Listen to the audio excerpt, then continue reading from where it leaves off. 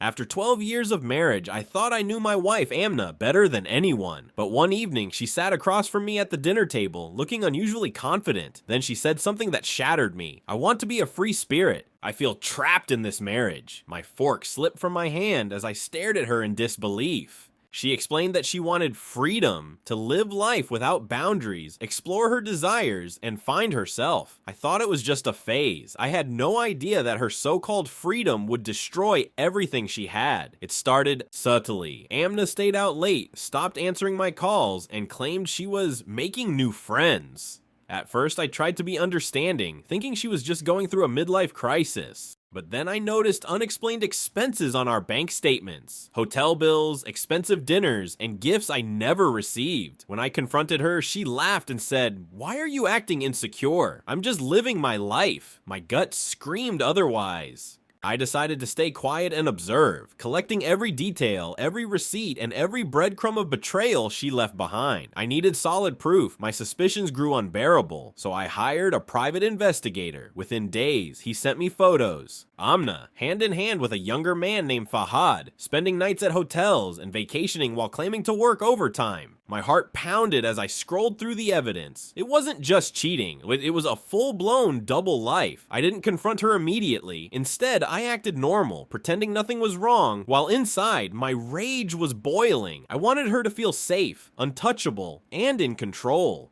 Little did she know, I was about to turn her freedom into her biggest nightmare. One night, Amna came home and dropped another bombshell. I want a divorce. She said she didn't want the responsibilities of marriage and motherhood anymore, claiming she deserved to live freely. But she didn't stop there. She demanded alimony, half of our savings, and custody of our kids. My hands shook with anger, but I stayed silent. "You'll give me what I want," she smirked. She had no idea I already had everything I needed to destroy her case. I calmly agreed to meet her lawyer and let her believe she was in control. That was my first victory. The divorce hearing came quickly. Amna arrived dressed like a queen, her lawyer by her side, confident she'd walk away rich and free. But when my lawyer placed a thick folder on the table, their expressions changed instantly. Inside were photos, videos, financial records, and hotel receipts. Undeniable proof of her affair and reckless spending. Amna's face turned pale as her lawyer flipped through the evidence. The judge reviewed the documents quietly, then looked directly at her.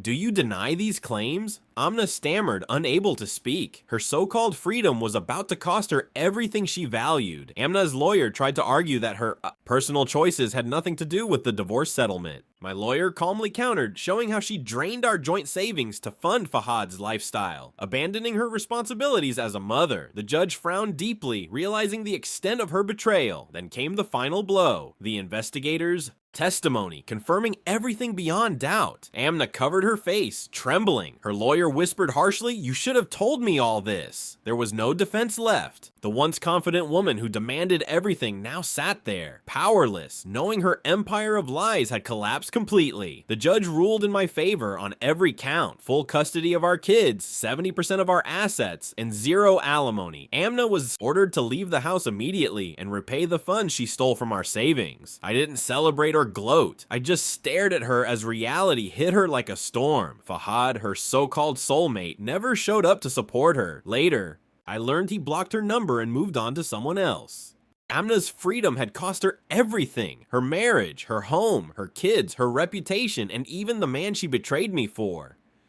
After the divorce, Amna's life spiraled downward fast. Without money or support, she tried moving in with Fahad, but he refused. Friends who once encouraged her freedom disappeared. Even her family refused to back her after seeing the court documents. She ended up renting a tiny apartment, struggling to pay bills, while I rebuilt my life with my kids. Occasionally, she'd text me late at night, begging to see them, but I left all decisions up to my children, and they refused. Her tears meant nothing now. She chose her path, and now she was walking it alone. It took time, but my life slowly transformed. I focused on my work, my kids, and my happiness. I traveled, invested wisely, and surrounded myself with people who valued loyalty.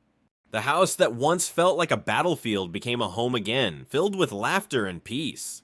Amna occasionally tried to spread rumors about me, but every time the truth silenced her. People saw her for who she truly was. She thought freedom meant escaping responsibility, but freedom without integrity always comes with a price. In the end, she lost everything she tried to control, while I thrived. Looking back, I realized Amna's betrayal was the best thing that ever happened to me. It taught me patience, self-worth, and the power of silence. I didn't scream, beg, or fight. I simply let the truth speak louder than any words.